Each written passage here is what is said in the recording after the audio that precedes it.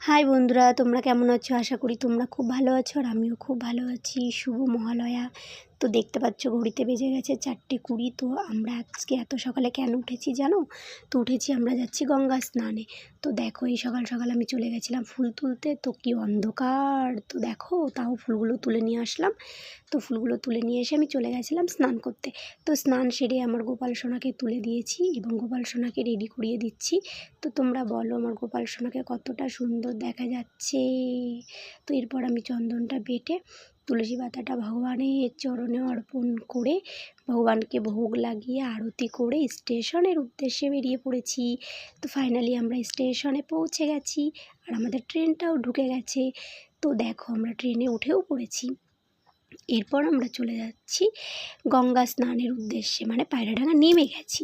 তো নেমেই এই যে গঙ্গার ঘাটের দিকে রওনা দিয়েছি। তো এই দেখো কেমন